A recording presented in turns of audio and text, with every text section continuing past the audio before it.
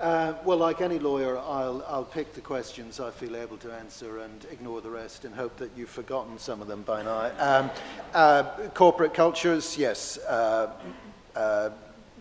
We all believe in good corporate cultures. I'm chairman of a whistleblowing charity, so speaking up and offering a safe alternative to silence is something I strongly believe in. Sorry to interrupt, have you got any good examples of whistleblowers who haven't lost out? Haven't yes, lost out. Because all the stories of whistleblowers always seem to be bad news. Yes, well, there are numbers of American studies in particular which, on the one hand, shore up the stereotype of the whistleblower as being dysfunctional and flawed and difficult in some way, and that's not helpful. But, you know, bear in mind the UK position is that if you punish or discriminate against a whistleblower, the damages can be unlimited. The difficulty that my organization faces in this country is the fact that the term whistleblowing has become hopelessly attenuated, a bit like human rights in many respects, and that's not helpful. So you get, you know, the liberal elite in this country writing up WikiLeaks as a model exercise in whistleblowing, and that's not helpful. But we're perhaps straying from... Just a comment. I mean, in business, in my experience, about 2/3 of the fraud detection within business comes from internal hotlines. It's very effective, and it's, in my opinion, an essential part of businesses. Yeah, and the UK's whistleblowing legislation was supported both by the TUC and by the CBI, and this country has definitely the gold standard in that regard. But also, I think the point was about reimagining the company, and I would also be in favour of that. That could be part of the new jurisprudential toolkit that I referred to at the outset. One of the striking features, it seems to me, of the financial crisis has been the way that there doesn't seem to me rhetorically to have been any rowing back on the notion that corporations, particularly big corporations, owe obligations to stakeholders other than their shareholders. There doesn't seem to be any sense that the Chicago school is coming back soon in saying that the business of business is business, and that must be a bottle half full point. I confess to the charge of ignoring the position in the Pacific Rim. It's interesting, I say this as someone who had overall stewardship of the pro bono programs at Clifford Chance for a long time, that some say to me that it's easier running a human rights NGO in Beijing these days than it is in Moscow. And we, you know, it may be the difference between tuppence and tuppence halfpenny, but we should perhaps reflect on that. There are mechanical and institutional difficulties in the way of progressive legal change there, not least the fact that most of the older generation of judges are retired Red Army generals. But some of the younger ones are quite different. And if I may continue to discharge my role as provocateur this evening, I think one reason why the debate is muted in this country, and we have neglected to mention it in our plenary contributions earlier, is that as a citizen I detect, particularly when you speak to politicians here, a certain amount of post-imperial guilt on the part of the Brits, which does appear to make them muted in what they feel able to say, particularly about the activities of Chinese companies in Africa. And plainly, I think a lot of that needs to be sloughed off if progress is to be made. And lastly, technical lawyers' point about seizing the bank assets. Actually, I mean, it's quite easy to get a restraint, it's quite easy to get an injunction in this area, provided the people you're targeting are on either the sanctions list or any of the lists which trigger the jurisdiction in that regard. Plainly, it's been very effective in Zimbabwe. Can I just make a clarification there? I wasn't talking about seizing assets, I was talking about changing the way that banks are able to facilitate state looting and working through the Financial Action Task Force, because the various voluntary banking principles aren't working. So it's not about, I mean, one aspect of work is going after trying to recover assets, but it's about looking forward, how you make sure that future revenues cannot just be shuffled around the world into bank accounts that are plainly in the purview of government officials who have nothing like that level of income. So it's not just about seizing assets. Yeah, no, I agree, a distinct point.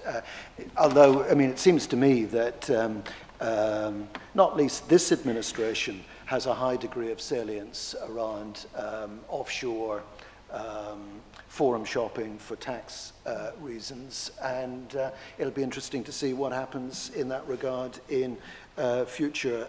Human rights impact assessments, not an expert. The thing that would worry me would be that they will give rise to the sentiment that I used to hear, dare I say it, from some of my colleagues who would say, for example, in connection with the Equator Principles, actually, these seem to be a very good thing, and the client banks, they take them very seriously, and they believe in them too. But in the middle of the all-night negotiation, you'll equally get others who will say, this is boilerplate stuff. It's just a vanilla provision in the contract, and plainly it would be a disaster if impact assessments were to be treated in the same way. I mean, proof of the pudding and all that. Thank you, Michael. Leonard? Sorry. Thank you. In response to the first question, the internal, external implementation of the responsibility to respect, I mean, it's already been alluded to by others that it's difficult to imagine that you have a company that internally is not respecting human rights and then doing the right thing externally. On the other hand, we have seen examples of companies who've been very active in having excellent human rights policies in relation to their impacts on the wider communities, who is then being slammed with or sued for gender discrimination, for example, internally. I think it is very important that that companies, the corporate responsibility to respect applies both internally in the company and to the impact that it has in the broader community, and it's important for companies to keep both those elements in mind. On the Asian company point, I'm not going to go into specific regions, but it's very clear, of course, that there are challenges, and certain regions perhaps pose larger challenges in this field than others, as a combination of for example, or a combination of perhaps lack of political leadership or attention or paying attention to these issues that is then triggered down to the corporate level. But I think it's exactly this point that in this situation where this common framework that is now, that we have and will have even more explicitly, hopefully from June next year, that it's exactly, if we're leveling the playing field at the global level, so the expectations are the same, addressing those kind of discrepancies will perhaps become easier. I'm not saying it will be easy, but at least it'll be clear what the expectations are of any company, whatever the origin, whatever the state that is behind a particular company. It also is very clear those challenges, and they are huge indeed. It also makes it clear that having this common framework, of course, isn't enough, and a lot of action by all stakeholders, by companies, other companies, not just companies from those regions, but through industry associations, through all sorts of forums, the role of national human rights institutions, civil society, etc. It's only bringing about that broad systemic change at that regional level, let alone the global level, is really necessary, and having the sort of level playing field and a common reference point and common point of departure is only the beginning to really accelerate and get that change at the level where it's needed. On human rights impact assessments, those of you who are very familiar with John's work, of course, knows that human rights impact assessment is a key step in the human rights due diligence process. Without identifying and assessing your human rights impact, it's difficult to imagine an adequate response, and therefore preventing, mitigating, and addressing, remedying any impact you have is difficult if you don't know what the impact is in the first place. So it's very clear that human rights impacts, I agree with Peter that it's that it doesn't at all happen at the level that it should at the moment, and that's certainly one area where hopefully change will be dramatic in the future, because that is such an essential first step. And there are now a number of tools of course, the different organizations have produced, and they will, of course, also evolve as experience grows. But it's very clear, certainly from the Ruggie mandate perspective, that human rights impact assessments are, or assessing your impact. So it's not a specific process, but it's an ongoing process of assessing impact is absolutely essential. Thank you. Abiola, a couple of questions on Africa. Could you help us on those? One was concerning whether we were making enough use of the Council of Elders and chieftains and local authorities of that nature. That's the first one. Yeah. Okay, she wanted to know whether there was any research that's been conducted in that area or how much research has been done. Well, I can't say for sure that there's this much research out there. So in terms of quantity of research, I cannot say. But I do know that companies themselves do consult the elders and local NGOs, try to incorporate them into the education of communities that they do. For instance, again, using Ghana again, during a recent research mission that I did to Ghana, I found that NGOs, and this was a coalition of NGOs working in different parts of the country, they all had different focus areas, but this oil thing, brought them together.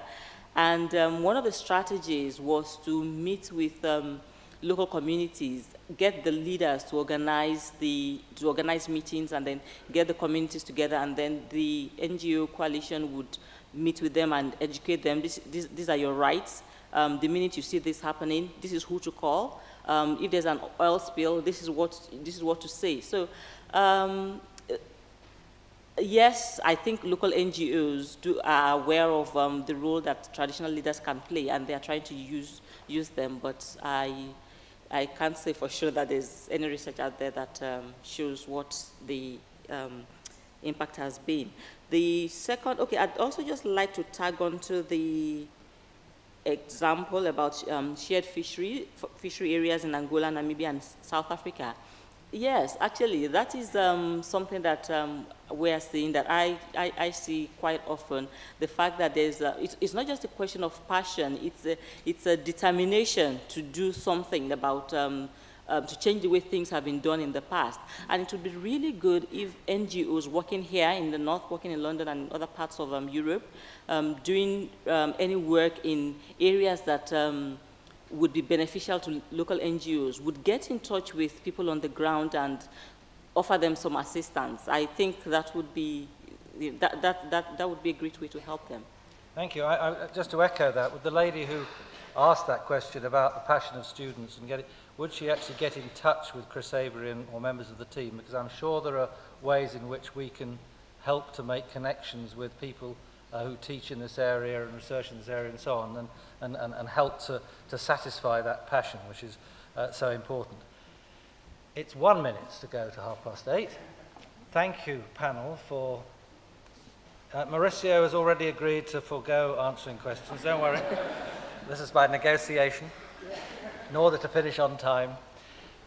Can I, on your behalf, thank each member of the panel very much indeed for both their initial contributions, but also successfully addressing all of the points that were raised by the team. So can I just say thank you very much, and thank you.